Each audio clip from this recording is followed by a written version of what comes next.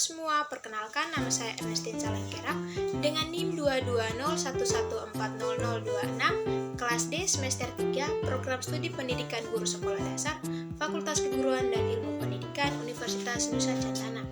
Pada video kali ini, saya akan membahas tentang isu dan masalah sosial budaya dalam pengajaran IPS. Yang pertama adalah tren globalisasi dan keberagaman budaya. Yang pertama adalah globalisasi. Globalisasi di sini artinya suatu keadaan atau kondisi di mana isu dan juga masalah-masalah yang ada menyangkut berbagai bangsa dan juga negara atau bahkan seluruh wilayah.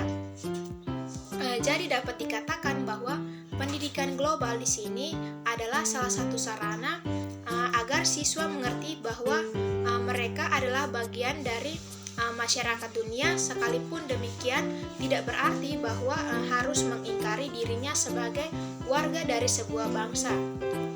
Yang kedua adalah keberagaman budaya. Keberagaman budaya di sini dapat diartikan sebagai suatu keadaan di mana suatu masyarakat memiliki lebih dari satu perangkat gagasan atau tindakan dan juga hasil karya. Keanekaragaman budaya di sini antaranya mengambil wujud perbedaan ras dan juga etnik yang dimiliki oleh sebuah masyarakat. B adalah masalah-masalah lingkungan dan juga pendidikan lingkungan dalam pembelajaran IPS SD. Yang pertama adalah usaha-usaha yang dilakukan oleh manusia seiring dengan perkembangan zaman, membawa dampak pada perubahan tatanan lingkungan alam yang ada.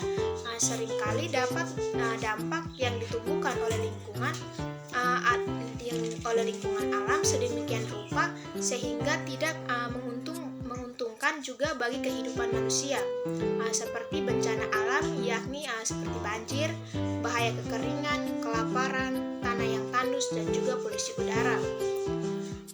Secara langsung maupun tidak langsung bersumber dari ulah manusia juga. Yang berikut adalah masalah-masalah hukum, ketertiban, dan juga kesadaran hukum dalam pembelajaran IPS SD. Di dalam menanamkan dan juga mendistribusikan nilai-nilai yang dikandung dalam aspek-aspek hukum diperlukan suatu sarana atau cara yang efektif, salah satunya ialah melalui pengintegrasian aspek-aspek hukum dengan bidang IPS. Di dalam interaksi dengan lingkungan, itulah seperti bahwa aspek-aspek tentang hukum ketertiban dan juga kesadaran hukum penting dimiliki oleh siswa sebagai anggota masyarakat. Pertama adalah masalah-masalah kesadaran hukum. Dengan adanya kesadaran hukum yang mengikat bagi setiap anggota masyarakat harus memiliki kesadaran hukum.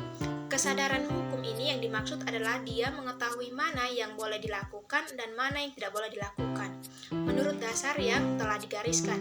Yang kedua adalah keterkaitan pendidikan IPS dengan masalah-masalah kesadaran hukum dan juga pendidikan kesadaran hukum negara.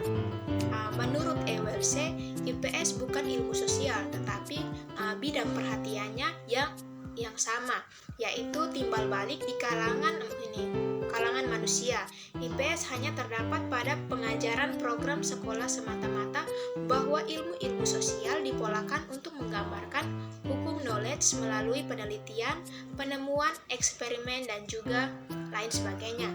Dengan materi dan permasalahan yang kompleks, IPS dipolakan untuk tujuan-tujuan yang instruksional dengan materi sesederhana mungkin, yang menarik dan mudah dimengerti dan juga mudah dipelajari.